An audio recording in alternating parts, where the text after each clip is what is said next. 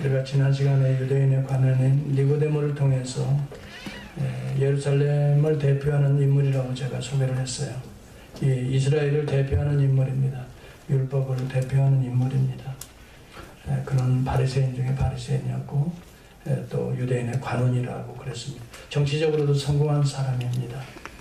그가 율법을 많이 연구하고 토라, 미시나, 탈무드의 전문가가 된다 할지라도 예수님의 표적을 보고 주님을 향한다면 너는 거듭나야 되리라 하고 주님 말씀했습니다. 선생님이 일으키는 놀라운 기적들을 보니까 보통 사람이 아닙니다. 여러분, 예수님의 표정만 바라보고 나왔던 니고데모에게 너가 누가 아니다. 우리가 연구해 보니 당신은 우리가 연구해 볼 필요도 없다. 너 자신이 거듭나야 되겠다. 참 이런 말씀 들으면 충격이 와요. 아, 신앙은 개인적인 거구나.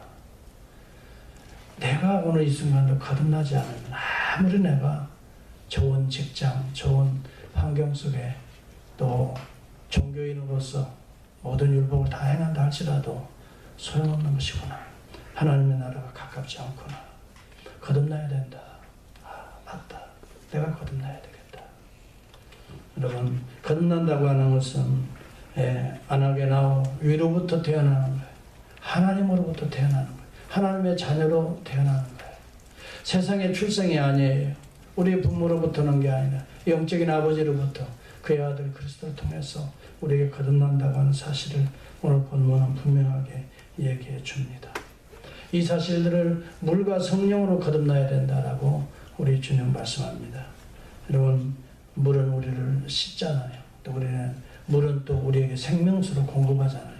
여러분, 물이 없이 우리가 외적으로 어떻게 깨끗해질 수 있으며 물이 없이 우리 안에 생명을 유지할 수가 있습니까? 우리 몸의 전체의 75%가 수분이 아닙니까? 물이 없이는 우리가 생명으로 존재할 수가 없는 것입니다. 여러분, 아무리 양식이 좋고 뭐 좋은 것 많아도 돈이 많아도 돈으로 우리 생명을 살 수 있는 사람이 어디 있어요? 물이 있어야 되잖아요. 물이 들어가야 돼요. 마셔야 되잖아요. 요즘 감기 많이 드시는 분들 물을 자꾸 많이 드시라고 그래요. 물을 자꾸 들어야 돼요. 그 대신 우리가 영적으로 보면 하나님 말씀을 자꾸 들어야 돼요. 그래서 우리가 하나님 말씀으로 내가 정결하게 되고 씻고야 되고 그 다음에 죄를 회개하게 되고 그렇게 해서 세상적인 우리가 영적으로 날마다 거듭나게 된다는 거죠. 물과 성령으로 거듭나지 않으면 하나님의 나라에 볼 수도 없고 갈 수도 없고 맛볼 수도 없다. 여러분, 우리가 날마다 하나님 말씀을 가까이 하면서 말씀으로 우리의 자신을 씻고 그리스도의 그 놀라우신 은혜들을 감사하며 기뻐하며 그러는 순간 하나님의 나라가 오늘 내 안에서부터 자꾸 맛보게 된 거야. 얼마나 아름다운지, 얼마나 귀한지, 얼마나 가치 있고, 얼마나 영광스러운지, 얼마나 은혜로운지. 그래서 물과 성령으로. 에베소서 5장 26절에 보면 이는 곧 물로 씻어 말씀으로 깨끗하게 하사. 어떻게 거듭나는 겁니까? 곧 물로 씻어. 이 곧이 씻어와 말씀으로 사이로 바꿔져 들어가야 됩니다. 물로 씻어 곧 하나님의 말씀으로 깨끗하게 거룩하게 된다. 이런 말씀. 물로 씻어 그 다음에 곧. 그 물은 곧 하나님의 말씀. 오늘날 우리가 하나님의 말씀을 자꾸 사랑하는 자는 우리의 물을, 수분을 우리 몸에 자꾸 마시는 자요. 또 우리의 몸을 정결케 씻는 자입니다. 하나님의 말씀은 오늘 물과 같습니다. 우리를 씻어내는 것입니다. 예수 그리스도의 보혈을 자꾸 생각나게 하는 것입니다. 하나님 우리를 위해 베풀어 주신 그 은혜를 자꾸 생각나게 하는 것입니다. 그리고 내 안에 더러운 것들을 자꾸 씻게 만드는 것입니다.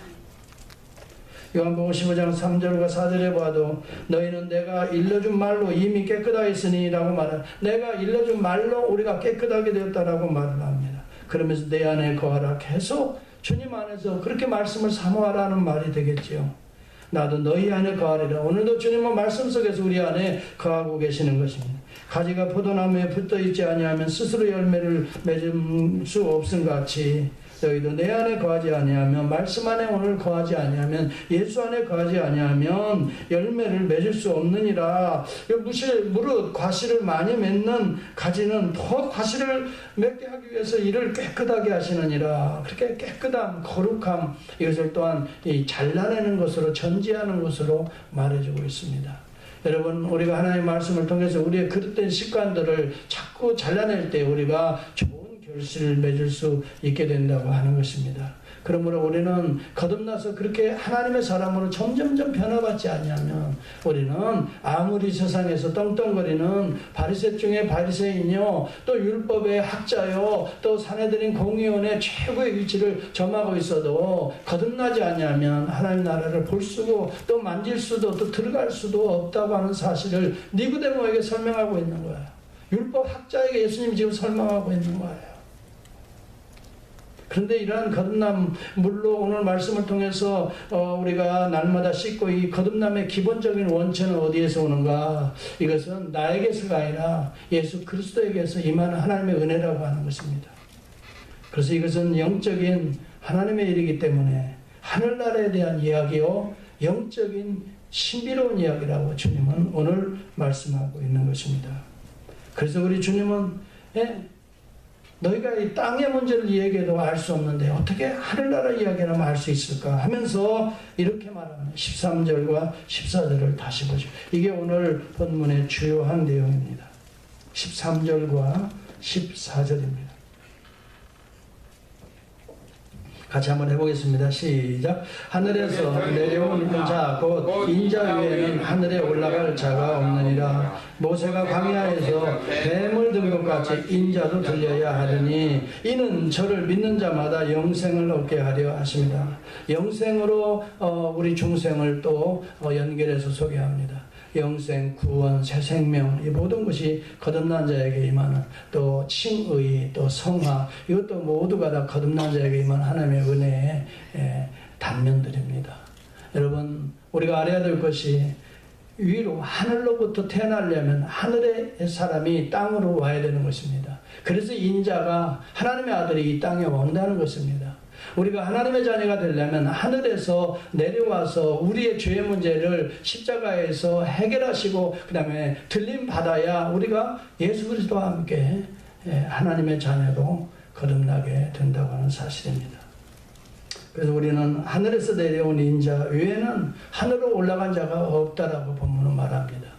우리 죄의 문제를 거듭나게 해서 죄를 씻고 여러분을 새롭게 거듭나게 하기 위해서는 하늘에서 내려온 자가 하늘로서 여러분 그 문제를, 죄의 문제를 해결하시고 십자가에서 해결하시고 또 하늘로 올라가시는 그 인자는 사람이 몸이 되시는 하나님의 아들을 말해주는 용어입니다. 인자하면 son of man이라고 단순하게 사람이 아닙니다. 사람의 몸을 입으시는 하나님의 아들이라는 뜻으로 인자라고 다니엘서 7장은 말하고 있습니다. 하늘에서 내려와서 죄의 문제를 해결하고 하늘로 올라간 자는 그리스도 외에는 없다라고 말하고 오늘 있는 것입니다. 그러면서 말하기를 모세가 마치 광야에서 뱀을 든 것 같이 인자도 들려야 할 것이다 라고 하는 좀 이상한 이야기요. 이게 좀 영적인 이야기니까 좀 어려운 이야기를 또 하고 계세요. 여러분, 제가 보편적으로 많이 듣는 이야기입니다. 목사님 설교가 어렵습니다. 설교가 어렵습니다. 그런 얘기 많이 합니다. 어려울 수밖에 없는 것입니다. 하늘나라 이야기를 하는데 쉽게 어떻게 인간의 언어로, 인간의 생각으로 이해할 수 있겠습니까? 아무리 노력해도 주님이 말씀하시는 이 말씀이 어렵도다. 그래서 주님을 떠나는 것입니다. 그랬을 때 이 말씀을 영적으로 깨닫는 자, 제자들에게 너희도 그러면 떠날 것인가? 그랬더니 제자들이 영생의 말씀이 여기 계신데 우리가 주를 떠나 어디로 가리까 이렇게 말해요. 여러분, 영적인 내용들은 인간의 과학적인, 합리적인, 이성적인 이 인간의 이 뇌의 구조로는 이해하기가 어려운 내용들이 참 많습니다. 우리는 세상에 익숙하기 때문에 세상적인 방법으로 이해하려고 하는 것입니다. 그러니까 니고데모가 바로 너가 거듭나지 않으면 천국을, 하나님의 나라를 갈 수도 없다니까. 그러면 엄마 뱃속으로 다시 들어가서 다시 태어나다는 말입니까? 이게 육적으로 생각하는 겁니다. 하늘나라의 비밀을 이야기하는데 육신적인 생각을 가지고 이야기하는 것입니다. 이해할 수가 없지요, 니고데모가. 여러분, 우리가 영적으로 거듭난다는 것은 하늘에 속한 문제고 하나님이 하시는 문제예요. 우리 인간의 어떤 행위를 통해서 우리가 거듭나는 게 아니에요. 하나님의 100% 하시는 일이 영적인 거듭남인 것입니다. 여러분들이 노력해서 나도 거듭나야 되겠다, 천만에요. 여러분들이 믿어서 거듭나는 것도 아닙니다. 그래서 어떤 사람이 믿기만 해요. 천만에요. 믿음이 우리를 거듭나게 하는 게 아닙니다. 무엇을 믿느냐가 중요한 것입니다. 예수를 믿지. 다 그렇게 말합니다. 그런데 대부분 보면 무엇이 우리를 거듭나게 하는지를 모릅니다. 그리스도의 십자가가 들림받음이 우리를 거듭나게 한다고 주님이 말씀하는 겁니다. 모세가 광야에서 노뱀을 들어서 그것을 바라보는 자들이 살았던 것처럼 인자도 그렇게 노뱀처럼 들려야 한다는 것입니다. 그것은 들림받는다는 것은 십자가요. 두 번째는 이 하나님의 나라로 영광으로 들림받는 두 가지 이중적인 의미를 포함하는, 첫째는 십자가에 주님이 포커스를 하고 있는 것입니다. 예수 그리스도가 우리의 죄의 문제를 대신해서 십자가에 들려서 그것을 바라보아야, 그것을 믿어야 그 죄의 문제가 해결된다는 것을 주님은 구약의 사건을 통해서 그 니고데모에게 가르쳐 주셨던 것입니다. 구원은요, 나에게서 나오는 것이 아니야. 하나님의 사건인 것입니다. 이스라엘 백성, 여러분, 이 사건을 여러분은 이 민수기서 21장에서 4절, 6절까지로 보면 자세히 나와 있습니다. 이스라엘 백성들이 출애굽을 해서 이제 하나님의 약속한 가나안 땅으로 들어가기 전에 이제 에돔이라고 하는 그 지역을 통과해야 되는데 에돔 족속들이 막아서서 도저히 가지 못하게 하니까 에돔하고는 하나님이 싸우지 말라고 해서 형제 족속이니까, 에스의 족속이 에돔 아닙니까? 에스는 누구예요? 야곱과 형이잖아요. 그 형제끼리는 싸우지 말라고 하나님 말씀했어요. 그래서 에돔 족속은 이스라엘, 지금 야곱의 후손과 싸워서는 안 돼서 그 가려고 하니까 못 가게 막아요. 막아준다고요. 그래서 할 수 없이 광야길로 돌아가게 되는 거예요. 홍해와 광야길, 에돔의 그 변방으로 가는데 그게 다 사막지대예요. 먹을 것이 없어요. 길이 험해요. 에돔으로 가면 그들이 사는 지역이니까 얼마나 풍요롭겠어요.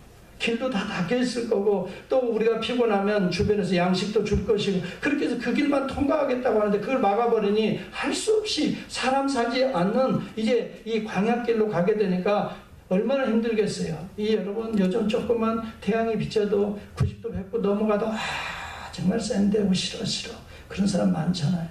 샌드하고 뭐 좋다고 해서 와봤더니 별것도 아니네 그러잖아요. 얼마나 이 햇볕이 또 따가운지 100도를 또 넘어가게 생겼었는데, 그러잖아요. 근데 여러분, 그것을 우리는 그래도 피하잖아요. 에어컨 바람을 가지고 차 타고 다니고 빨리 또 집으로 가서 에어컨 틀어놓고, 다 직장에서 일하는 게 다 에어컨이잖아요. 그러니까 여기하고 상상을 못해요. 거기는 에어컨이 있어요. 뭐가 있어요? 그냥 그 뜨거운, 그리고 밤 되면 춥고, 그리고 그냥 하면서 그냥 이게 완전 야생동물 그냥 금방 와서 잡아먹을 듯이 기분 나쁘게 그러고 있죠. 불편하죠. 자는데 이게 말이 아니죠. 사막에 모래바람 한번 불어오면 그냥 텐트가 뒤집어지고 난리가 일어나겠죠. 그러다 보니까 자연적으로 하나님 앞에 이 성경에 보니까 여호와와 모세에게 불평을 하는 거예요.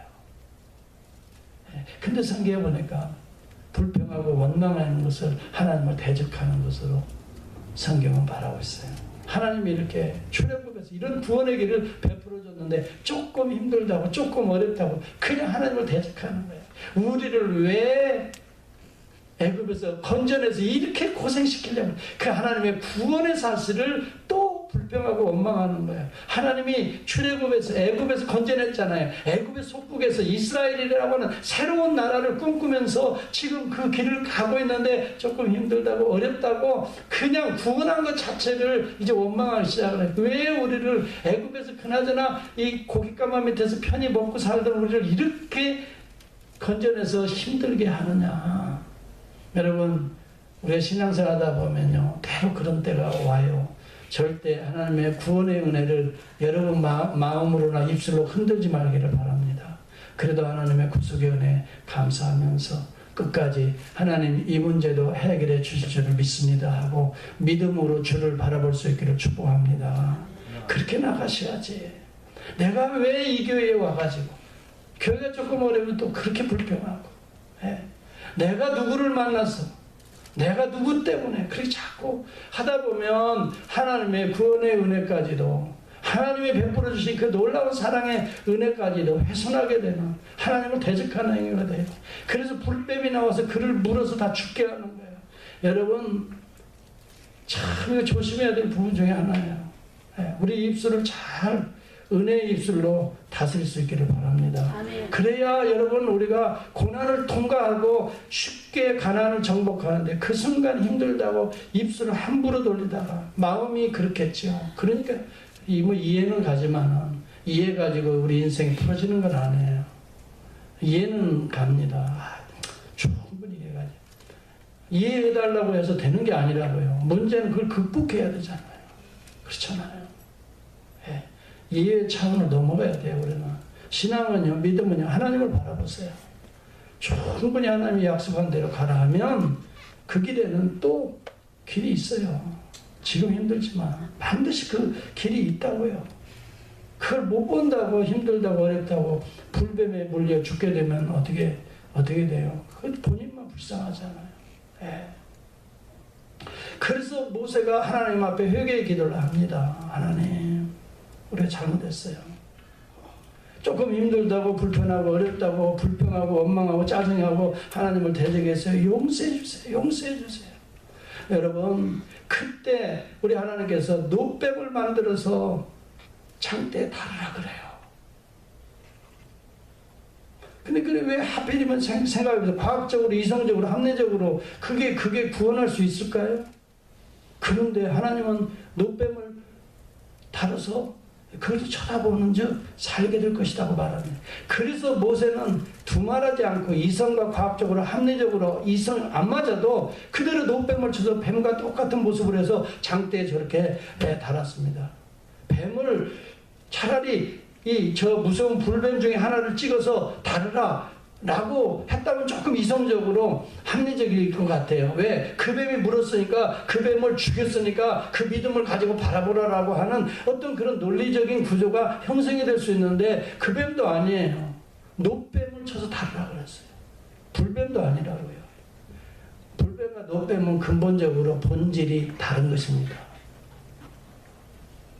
형태적으로는 뱀의 형태를 가지고 있지만 본질이 다르다는 것이에요. 이것이 오실 그리스도를 상징하고 있는 것이라는 거예요. 우리 주 예수 그리스도는 이 땅에 불뱀과 같은 죄의 모습으로 십자가에 달리시지만 실제적으로는 그는 죄가 없으신, 여러분, 뱀이 아니에요. 예수가 뱀과 같은 형상으로 달리시는 거예요. 그것을 지금 보여주고 있는 거예요. 여러분, 우리 주 예수 그리스도가 여러분 왜 노뱀이 됩니까?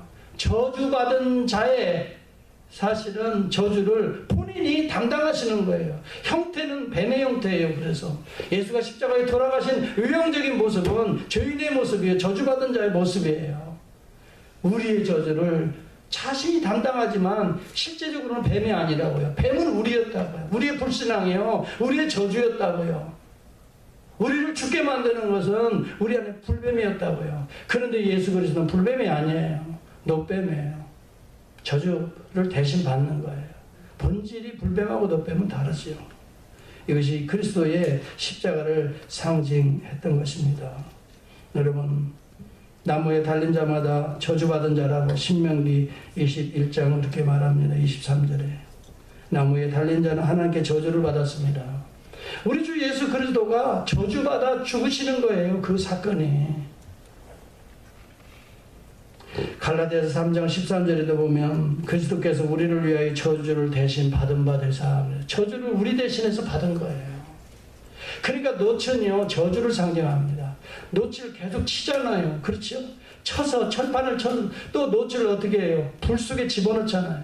그렇게 해서 노치를 자기 형상을 만들, 뱀의 형상을 만들, 치고 불 가운데 집어넣잖아요. 예수 그리스도가 그 십자가에 치고 불 가운데 집어넣는 죽음의 문을 통과함으로 나를 대신해서 받으신 그분으로 바라보는 자는 그 순간 살게 되는 놀라운 생명이 임하게 됐다고 하는 거예요. 여러분, 노뱀은 노뱀이 구원하는 게 아니에요. 노뱀 대신 저주받으신 그리스도를 예표하는 것들이었어요. 노뱀이 그들을 구원하는 게 아니었어요. 그것을 통해서 그리스도를 바라보게 하시는 거예요. 하나님의 아들 인자가 이 땅에 하늘로부터 내려와서 인간의 죄를 저주받아서 들림받게 될 것이다. 이렇게 어떻게 해요? 죽게 될 것이다. 십자가에 죽게 될 것이다. 그것을 보는 자가 살 것이다. 바라본다는 건 믿음이지요. 여러분, 여러분의 믿음이 구원하는 게 아닙니다. 노뱀 대신 그리스도가 구원하는 겁니다. 그리스도를 바라봐야 되는 거예요. 무조건 믿으면 된다고요? 믿으면 낫는다고요? 믿으면 뭘 믿어요? 뭘 믿어? 무조건 믿고 막 기도만 하면 하나님 막 고쳐줘요. 어떻게 고쳐줘요? 그리스도의 대속을 통해서 우리를 고쳐주는 거예요. 아멘입니까? 우리의 죄악 때문에, 우리의 더러움 때문에 발생한 모든 질병의 문제까지도 내 질고를 감당하신 그리스도를 바라봄으로 우리의 질고를 가져가시는 거예요. 그리고 하나님의 의를 우리에게 저 십자가에서 부어주시는 거예요. 여러분, 그렇기 때문에 믿음보다 더 강조해야 될 것은 우리 주 예수 그리스도가 감당하신 십자가인 것입니다. 예수 그리스도의 대속이 우리의 믿음보다 더 강조되어야 되는 거죠. 믿으면 다 되는 게 아닙니다. 무엇을 믿느냐가 중요합니다. 여러분, 무조건 믿으면, 교회 와서 충성하면, 교회 와서 헌금하고, 교회에서 하라는 일을 하고, 그렇게 하면 구원을 여러분 주는 게 아니에요. 여러분이 왜 충성하고, 무엇 때문에 충성하고, 무엇 때문에 헌금하고, 이것을 분명히 알고 믿고 그리스도를 바라보지 아니하면, 노뱀 되신 그리스도를 여러분 접촉하지 아니하면 구원의 은혜는 우리에게 임하지 않는 거예요. 믿음이라고 하는 것은 그 그리스도의 노뱀 되신 구원의 대속의 은혜를 흘러 부어주시는 통로에 불과한 겁니다. 여러분, 통로가 우리를 구원하는 게 아니에요. 잘 생각해 보세요. 오늘날 기독교 교회가, 오늘날 한국 교회가 그래서 망하는 겁니다. 뭐가 뭔지를 알지도 못하고 믿으면 된다고 막 기도만 하면 되는 줄 알아요. 천만에요. 그리스도, 노뱀 되신 그리스도를 접촉해야 돼요. 그것을 접촉하라고 말하고 싶은 거예요. 예수 그리스도 앞에 내 죄를 접촉시켜야 되는 거예요. 내 죄를 씻어야 내 죄가 그리스도가 가져가시는 거예요. 그리고 우리를 정결케 씻어주시는 거예요. 죄는 그대로 놔두고, 잘못하면 그대로 놔두고, 그냥 믿으면 된다는 거예요. 믿으면 그냥 공부 못하는 자가 잘 돼가지고 그냥 좋은 성적 받아서 입학하고, 믿으면 지혜도 없고 철학도 없는 자들이 하루아침에 그냥 일확천금을 받아가듯이 기업이 막 잘 되고, 여러분, 믿으면 뭐 그렇게 되는 게 아닙니다. 속지 마세요. 믿음보다 앞서 그리스도에게 접촉하는 게 믿음이란 말이에요. 여러분, 무엇을 믿고 오늘도 주님 앞에 나와 봉사하고 헌신하고 예배드립니까? 오늘도 노뱀 되어서 내 대신 내 죄를 담당하시는 그리스도를 바라보지 않으면 여러분, 구원은 없는 것입니다. 스펄전 목사가 그렇게 설교했습니다. 여러분들이 아무리 교회에 열심히 충성해, 아무리 헌금을 많이 내도, 아무리 교회의 일을 봉사하고, 아무리 윤리적으로 많은 선한 일을 행해도 그리스도와 접촉되지 않으면, 내 죄의 문제를 그리스도 안에서 해결하지 못하면 거듭남은 있을 수 없다라고 설교를 했는데 저는 동감합니다.